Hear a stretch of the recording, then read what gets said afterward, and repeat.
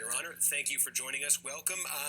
Let me ask you first, we all heard about this when the president unexpectedly announced it at his briefing yesterday. Is that when you learned about it, or did you get a heads up on this? Well, the short answer is I learned about it yesterday, but there's a longer answer there. When I courted the convention, we were at 3% positivity rate. A week after that, we were down below 3%.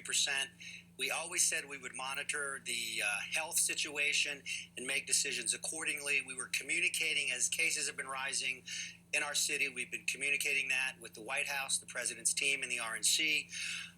As recently as yesterday, we communicated that it looked like we had plateaued. The question is, where do we go from here? We were still planning events, but the president made the right decision. He decided that it was time to pull the plug on this in the interest of the health and safety of the people of Jacksonville, the state of Florida, and United States of America. So you agree with this decision then? Do you think going forward with this convention would have posed a public health risk?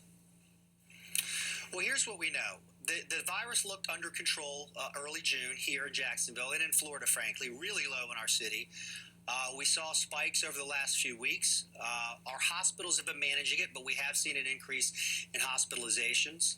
We still had over a month to go. We were still planning activities, but we were communicating the daily situation on the ground. I talk in an organized phone call with hospitals every week. I also talk to them every day, every other day, individually. And so the latest communication to the White House and the RNC was yesterday morning.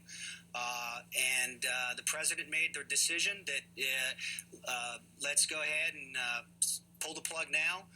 There is risk that even if we start to decline, that maybe we've plateaued, that you could see additional spikes. So disappointing, because when we had stay-at-home orders, people struggling, businesses struggling, they need the economy.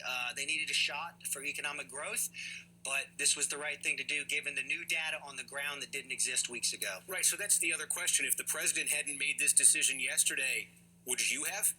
Would you have said, Mr. President, can't have a convention in the city right now?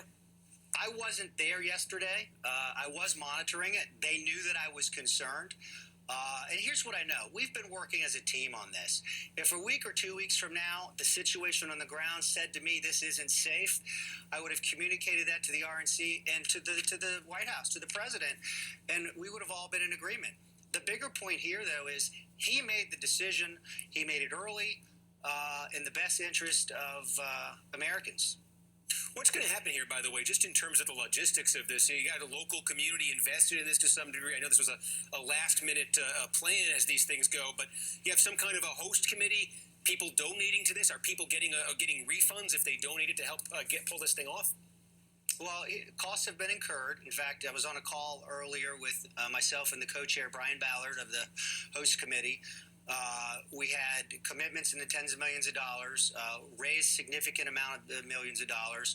So we have the dollars. The host committee has the dollars to honor the obligations, money that's been spent, things that have been done, because planning's happened.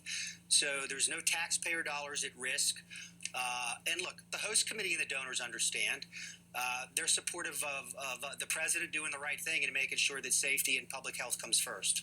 We got a new poll yesterday from Quinnipiac, a Florida poll. It was the president trailing Joe Biden by 13 points right there, also asking the question about holding the Republican convention in Jacksonville.